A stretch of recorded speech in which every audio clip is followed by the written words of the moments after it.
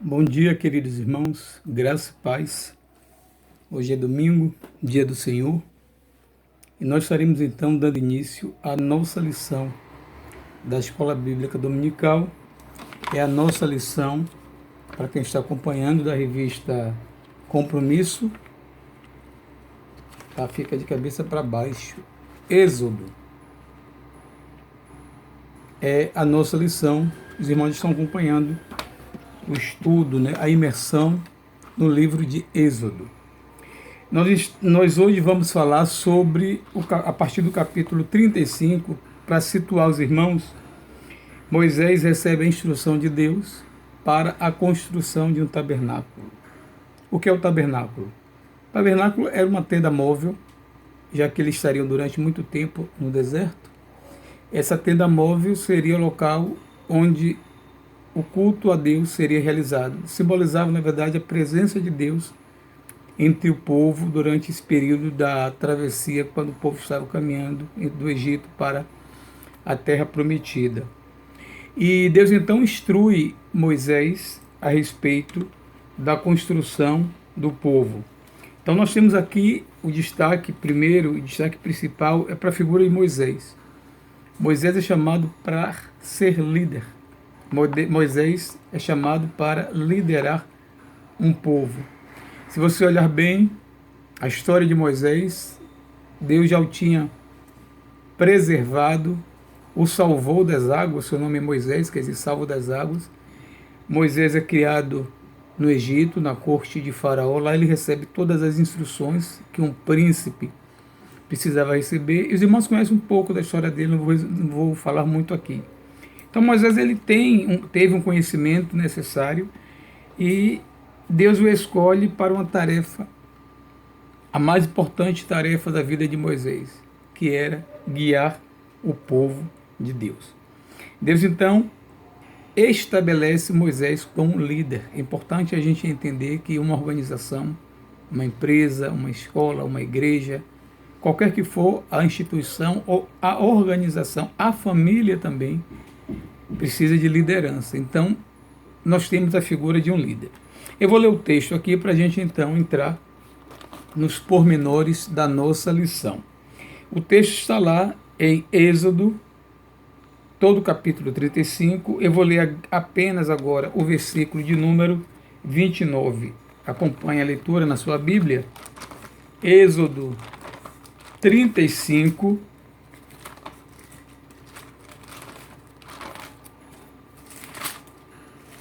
Para quem já esqueceu, o Êxodo vem logo depois de Gênesis, já que a gente está usando muito hoje o celular. Êxodo 35, o versículo de número 29, que diz assim: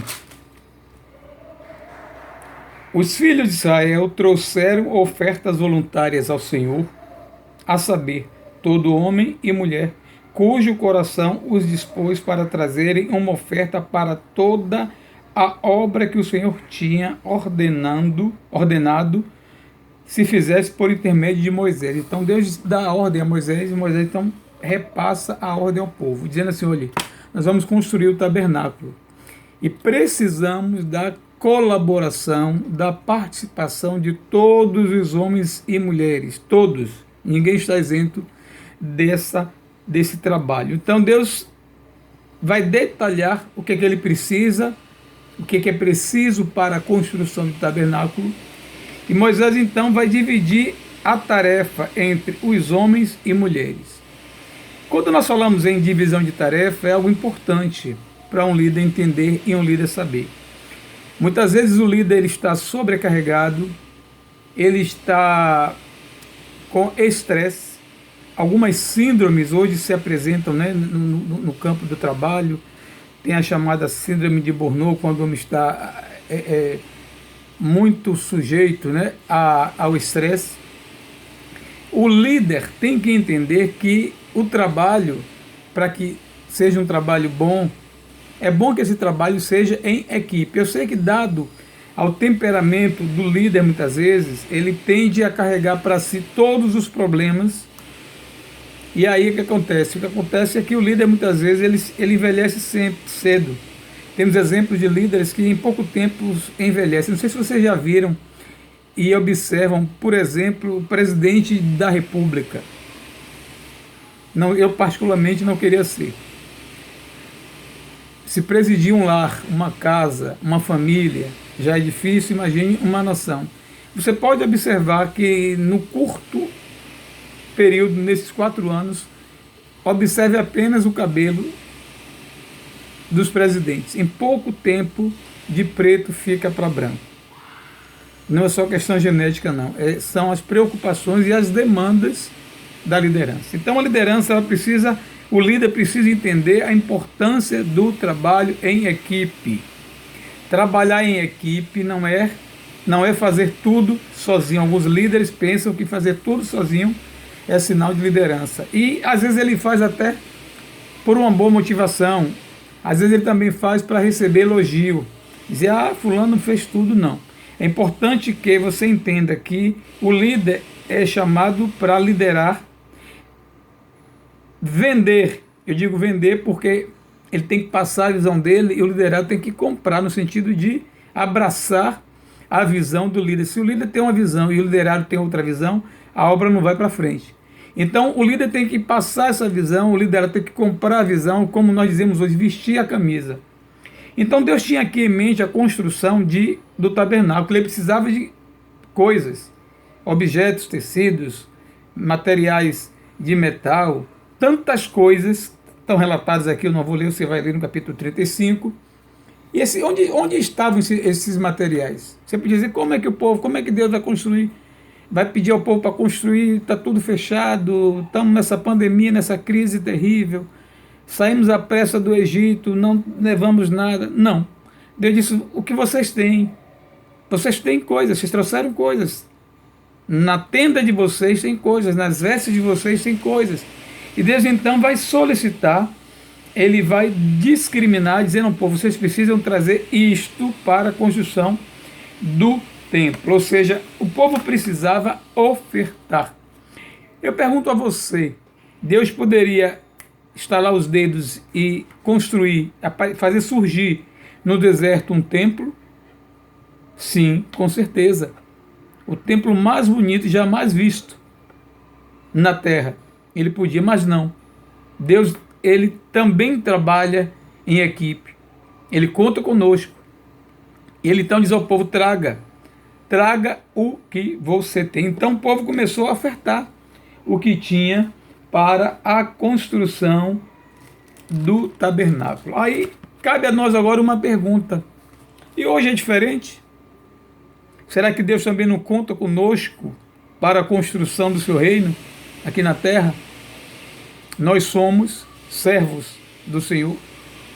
Estamos na igreja, que é o nosso tabernáculo, ou seja, o tabernáculo é o protótipo da igreja atual.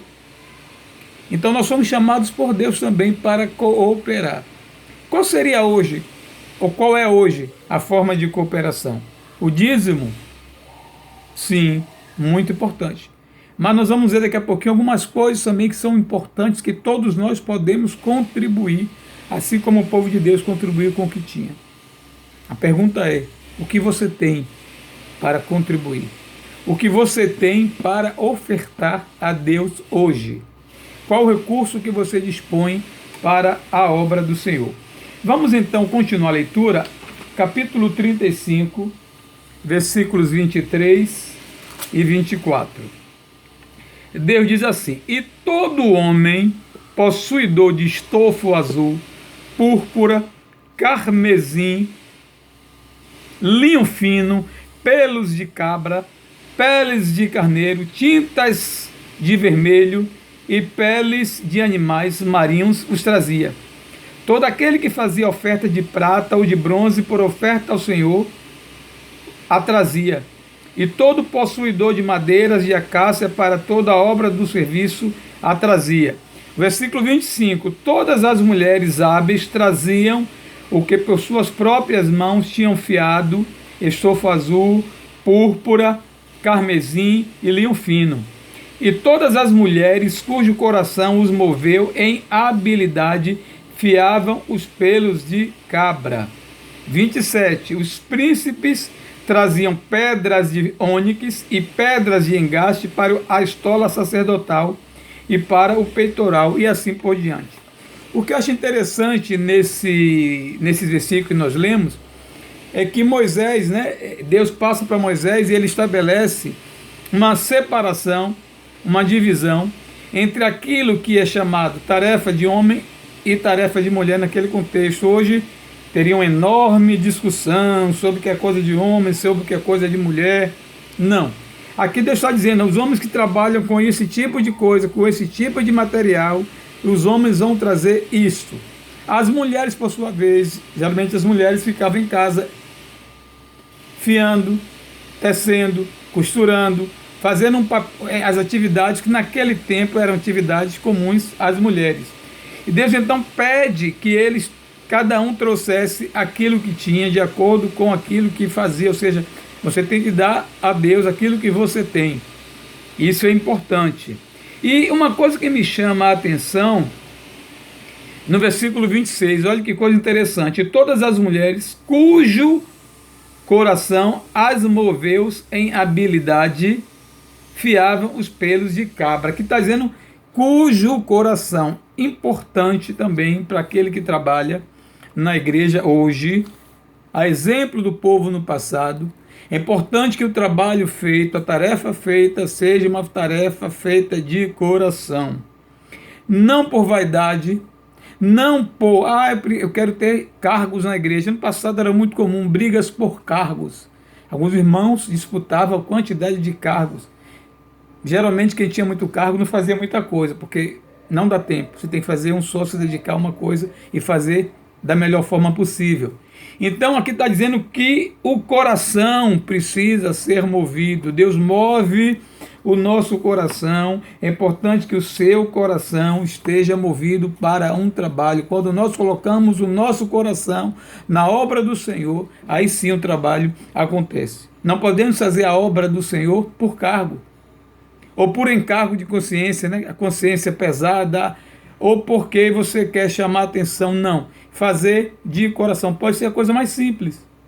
Às vezes nós não valorizamos coisas simples na igreja. Por exemplo, às vezes nós queremos e focamos muito no púlpito, em quem está em cima do púlpito, nas coisas que acontecem ali entre o púlpito, que alguns hoje inclusive chamam de palco. Não é palco não.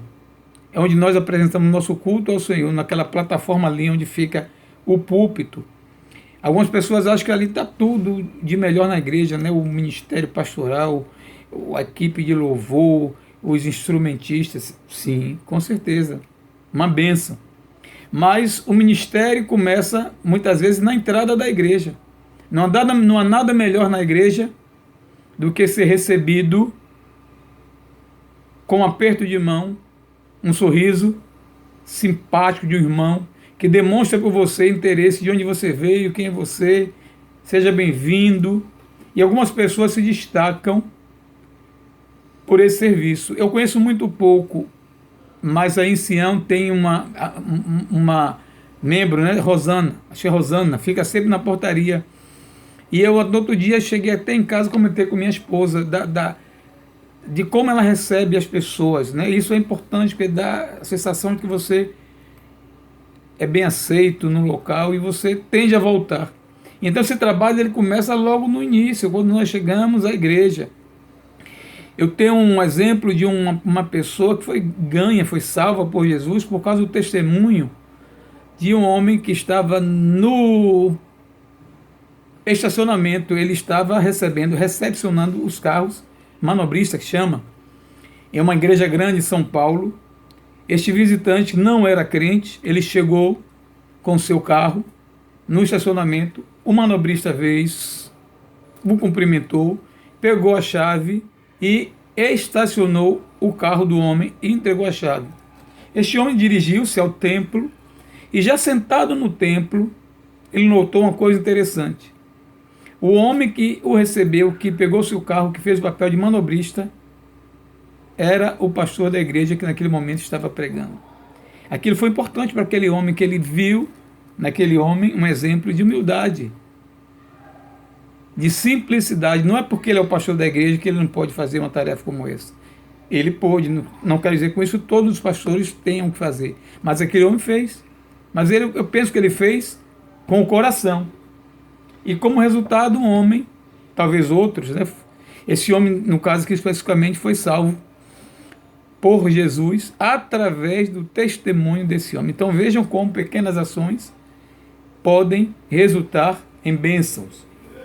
Quando nós então pensamos no trabalho do povo, era preciso essa liderança de Moisés, era preciso que Moisés orientasse o povo para trabalhar, para agir dessa forma, era preciso que Moisés dividisse entre homens e mulheres, porque nós temos habilidades diferentes, nós temos habilidades específicas que são comuns a cada um de nós. Isso faz com que homens façam tarefas mais fáceis que algumas mulheres, e mulheres também. Isso não quer dizer que, por exemplo, uma mulher não troque uma lâmpada. Troca. Uma mulher não troque um chuveiro. Vocês sabem o que é. Mas também é possível, é comum que o homem faça um bolo, que o homem cozinhe, que o homem faça tarefas domésticas. Não há problema algum. Mas é importante entender que, independente do que se faça, precisamos sempre fazer alguma coisa. Não podemos ficar parados. Todos somos chamados por Deus para uma tarefa, para uma grande obra. Deus conta comigo, Deus conta com você. Nós somos os pés e as mãos de Deus aqui na terra. Temos que agir como o próprio apóstolo Paulo nos dá uma missão incrível, lindíssima. Ele disse que nós somos embaixadores do rei. Todos nós representamos o reino de Deus aqui na terra. Todos nós somos chamados, todos nós somos comissionados. Então, precisamos entender a importância do trabalho, valorizando cada um, dando importância a cada um aquilo que sabe fazer, e isso nós estendemos à igreja, cada um fazendo aquilo que precisa ser feito. Então, dessa forma, em pouco tempo, o tabernáculo foi construído, é dedicado a Deus, e o tabernáculo era símbolo da presença de Deus entre o povo. E quando você vê Deus de forma minuciosa, detalhando todos os utensílios, tudo aquilo que seria necessário para a construção do tabernáculo, mostra o caráter de um Deus que trabalha nos mínimos detalhes. Um Deus que nos formou dando atenção aos mínimos detalhes. Tanto é que somos, enquanto pessoas, enquanto indivíduos, diferentes uns dos outros, embora parecidos, até gêmeos. Mas se você observar um detalhezinho, às vezes a digital, isso mostra que Deus ele foi perfeito na criação. Cada detalhe, tem uma música do Diante do Trono que diz: cada detalhe um toque de amor. Foi assim que Deus fez. E Deus, por ser esse Deus que faz as coisas no capricho, ele exige também que o povo ofereça o melhor. Deus quer o melhor. Deus quer o melhor de mim. Deus quer o melhor de você. Algumas pessoas dizem: estou novo, vou curtir a vida. Já vi pessoas dizendo isso. Quando eu for velho, eu vou para a igreja. E eu fico pensando, depois de velho, acabado, estragado, não. Tem que ser agora. Dar o meu melhor agora. E é interessante, eu particularmente tenho 51 anos, mas sirvo a Jesus desde a minha adolescência. Então eu dei o meu melhor. Graças a Deus. Eu brinco com as pessoas quando as vejo bebendo, eu digo assim: rapaz, eu tenho 51 anos que eu não sei o que é bebida alcoólica. As pessoas, se é realmente 51 anos, o tempo que eu tenho de vida, nunca bebi, nunca fumei. E sou de uma geração que aprendeu, eu aprendi, irmãos. Isso foi um aprendizado, de que o meu corpo é templo do Espírito Santo de Deus. Nosso corpo é templo do Espírito Santo.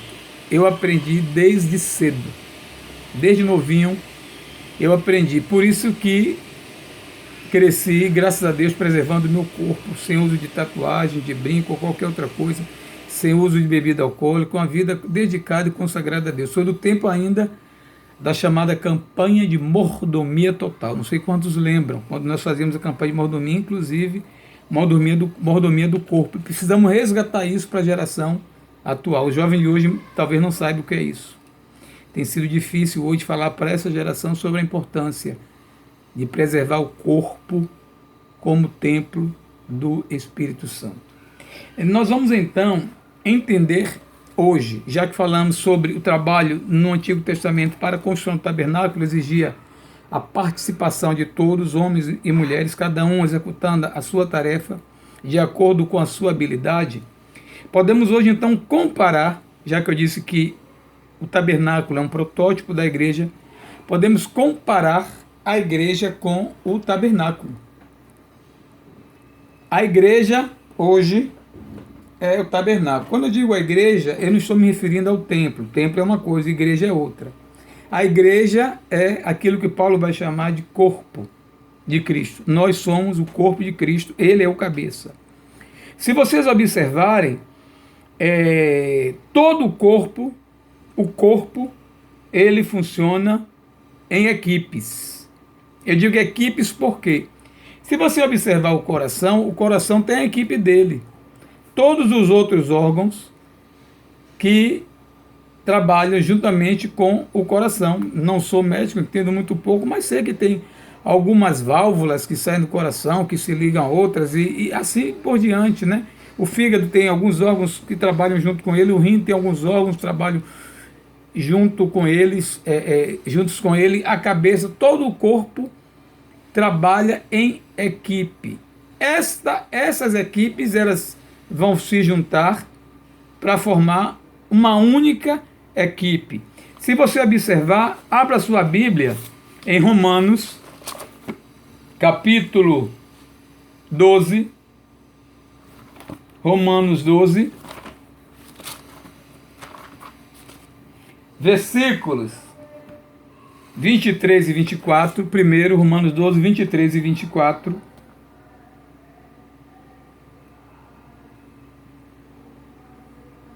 Desculpe, irmão, do Romanos 12, não tem nem 23 e 24. Romanos 12, 6 a 8. Paulo vai dizer o seguinte: tendo, porém, diferentes dons, segundo a graça que nos foi dada, se profecia, seja segundo a proporção da fé. Se ministério, dediquemo-nos ao ministério, ou o que ensina, esmere-se ao fazê-lo. Ou o que exorta, faça-o com dedicação. O que contribui com liberalidade. O que preside com diligência, quem exerce misericórdia com alegria. Então nós estamos vendo aqui Paulo falando a respeito dos dons. A igreja de Jesus, que é o corpo de Cristo, ela é formada por membros, por órgãos, que somos nós. E o corpo humano, cada membro, cada órgão desempenha uma função e não pode haver conflito entre essas funções. Por exemplo, o rim filtra o sangue, o coração bombeia o sangue. O coração não pode filtrar o sangue, nem o rim pode bombear o sangue. Cada um tem a sua função, de certa forma. Por isso que o nosso corpo é essa máquina fantástica que Deus fez. Belíssima. Então, cada membro do corpo, cada órgão do corpo sabe qual é a sua função. Então, quando Jesus estabelece a igreja, o corpo, ele diz não. Precisamos formar uma equipe. E para isso ele então distribui dons para a igreja, para que o corpo, que é a igreja, funcione perfeitamente, harmoniosamente. Ele então distribui dons. Cada um de nós, irmãos, cada crente em Jesus tem pelo menos um dom. Pode ser que você não saiba qual é o seu dom. É importante você saber, tem meios, tem forma de você saber qual é o seu dom. É importante que você saiba qual é o seu dom, para que você possa dedicar, consagrar esse dom ao Senhor. Não pode negligenciar o dom. Não vamos falar sobre o dom porque é um outro assunto, renderia uma aula ou várias aulas a respeito. Mas então Deus, assim como o tabernáculo era com cada um levando o que tinha em casa, nas suas tendas, Deus nos chama hoje para que possamos apresentar na igreja aquilo que nós temos, que Ele mesmo nos deu, que é o dom. Dom. Então são muitos os dons. Talentos também, diferente de dons, é um outro assunto. Talento é uma coisa, dom é outra coisa. Mas abra também a sua Bíblia, na primeira carta de Paulo aos Coríntios, especificamente o capítulo vai falar sobre isso. Novamente o capítulo 12, nós encontramos Paulo falando, esse capítulo é todo dedicado aos dons. Capítulo 12, logo no versículo 4 e 5, olha o que ele diz: ora, os dons são diversos, mas o Espírito é o mesmo. E também há diversidade nos serviços, mas o Senhor é o mesmo. Olha que coisa interessante é destacada nesses dois versículos a respeito do trabalho na igreja, através dos dons. Deus dá dons específicos, muitos dons, variedades de dons, como aqui está dizendo, são muitos os dons, diversos, ou diversidade de dons, mas o Espírito é o mesmo, ou seja, não pode haver competição, porque todos nós trabalhamos para e com um único objetivo, que é glorificar a Deus. A igreja, através dos dons, dos ministérios, ela glorifica a Deus. Tudo que fazemos, tudo que é feito na igreja é feito para a honra e para a glória de Deus. Não pode haver outra motivação. Será que temos feito as coisas de fato para Deus? Ou fazemos as coisas olhando e esperando o retorno, o resultado, esperando que algum irmão, no final ou depois, nos diga: muito bom o seu trabalho, ou seja, esperando sempre que alguém elogie o seu trabalho. O elogio é importante, sim, serve para a construção, para nos firmarmos, mas é importante que você não fique refém do elogio. Faça para Deus, dedique a Deus sempre o seu melhor. Então precisamos entender essas coisas. Todas as duas coisas que nós fizemos, que nós falamos hoje, o tabernáculo, ou seja, a participação de cada pessoa no tabernáculo, e também a comparação do tabernáculo com a igreja, onde cada um hoje tem que oferecer a Deus o seu melhor. Precisamos hoje, irmãos, novamente, enquanto igreja, resgatar de cada crente, fazê-lo entender que ele deve dar exclusividade ao trabalho do Senhor. Quando eu digo exclusividade, é entender que o trabalho de Deus, viver para Deus, fazer as coisas para Deus, é a coisa mais importante. O próprio Jesus disse: buscai primeiro o reino de Deus e a sua justiça, e as demais coisas vos serão acrescentadas. Eu tenho uma filha, a caçula Esther, e Deus deu a ela um talento, que é o louvor. Canta muito bem, muito afinada, e é muito requisitada para cantar. E às vezes, como adolescente, 16 anos, ela não quer cantar. Eu digo: Esther, você não pode deixar de cantar.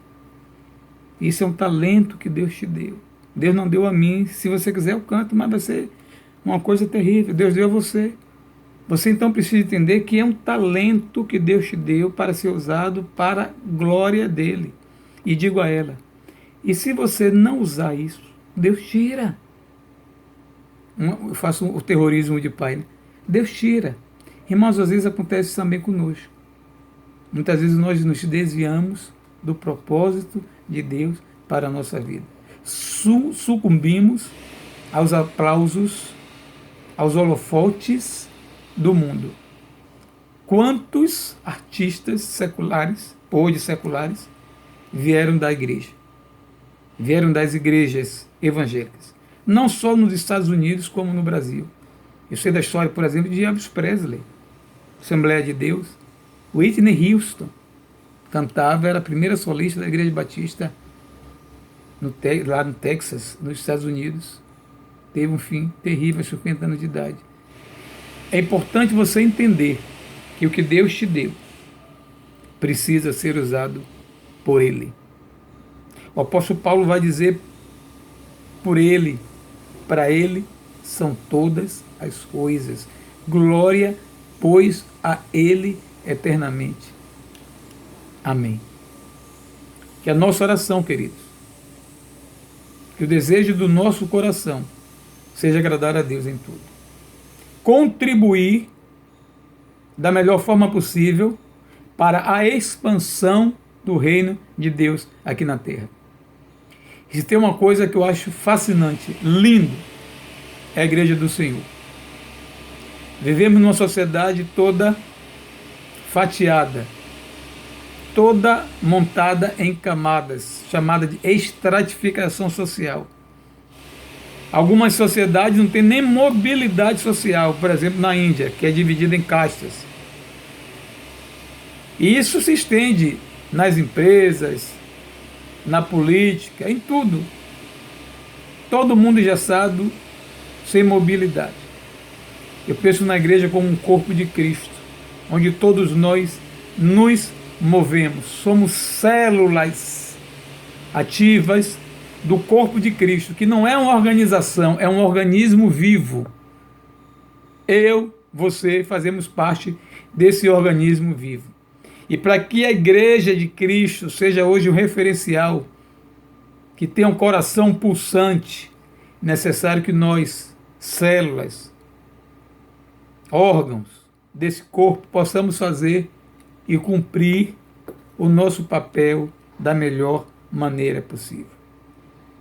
O desejo do meu coração é que você dê a Deus o seu melhor.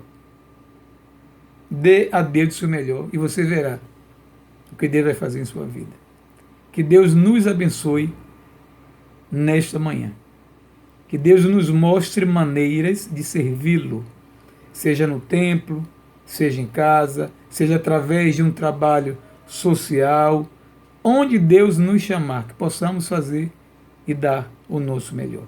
Que Deus nos abençoe ricamente. Em nome de Jesus. Amém.